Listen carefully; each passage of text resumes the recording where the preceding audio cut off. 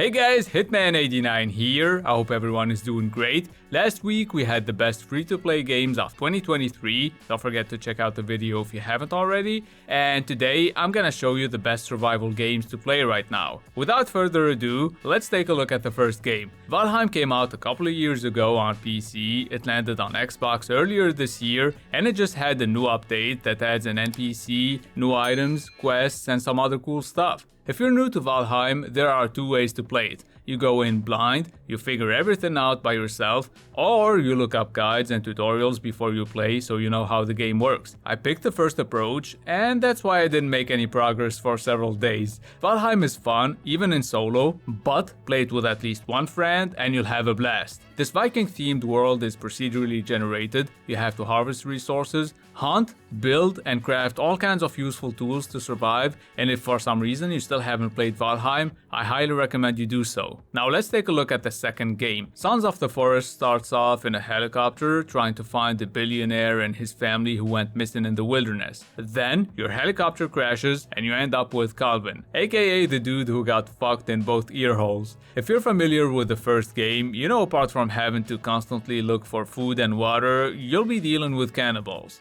I hope it ends up getting a console port next year so more people get to experience this brutal survival game. When it fully releases, obviously, because the early access version is still rough around the edges and there's a lot of missing dialogue, so keep that in mind.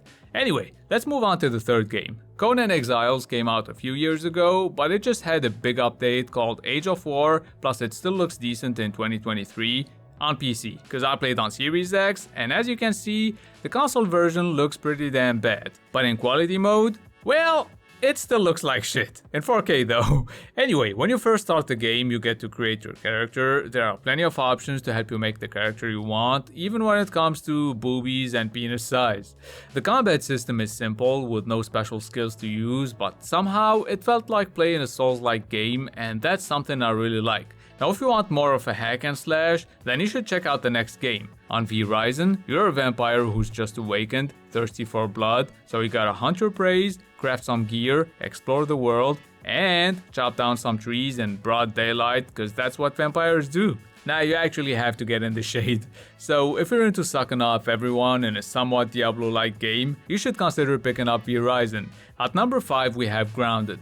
On this survival game you play as a tiny person trying to, well, survive and figure out what made them shrink. You'll have to eat and drink regularly or you'll die, and you'll have to kill bugs all the time. Try to play Grounded with 3 friends, cause otherwise these bugs will fuck you up. So if you like what you see and you don't have any bug related phobias, then Grounded could be perfect for you. Now at number 6 we have Ark Survival Evolved. And no, I didn't put Ark on this list because of its terrible user interface, shitty optimization, ridiculous looking characters, or for the fact you can just punch everything until you get what you need.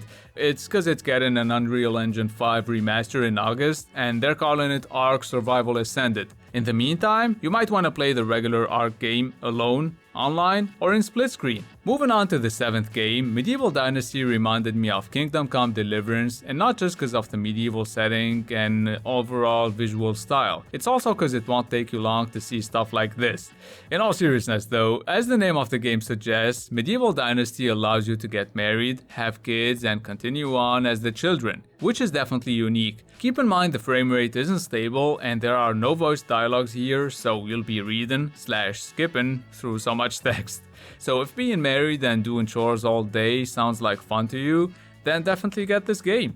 Anyway, we're going from medieval to sci-fi cause the 8th game on my list is Forever Skies. This post-apocalyptic game just came out on PC in early access, so make sure you have a decent rig if you want to play it properly and customize your high-tech airship base without facing too many frame rate dips. Now for those of you who already played Forever Skies, let me know how long it took you to find the heavy breathing sound annoying as fuck. For me it was 2 minutes, but with enough support from the devs and consistent updates, I think this could be really good. Let's just move on to the next one. Now even though this game is literally called Raft, what did my dumbass do? The second I saw this island, I jumped off the raft and let it drift while I was swimming. When I was done picking up all the fruits, I found out the hard way that you can't make a new raft from scratch. I had to drown myself so I could respawn.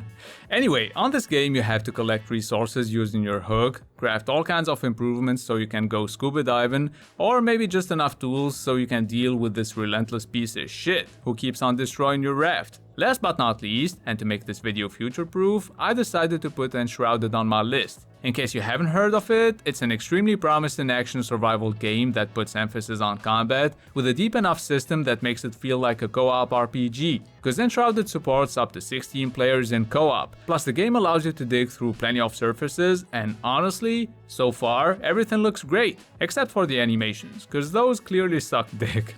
I'm sure the devs will have more than enough time to fix those, considering the game is coming to PC in early access towards the end of the year.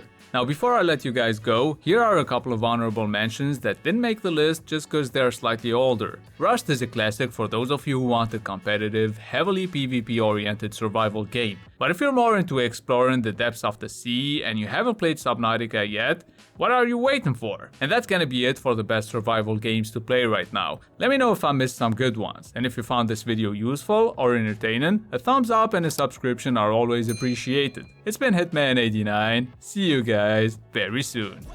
For the pay stub or you'll pay up. Don't make love to the game, bruh. Fuck the game up. Change up, rearrange stuff to your greatness. Famous for the way up. Play the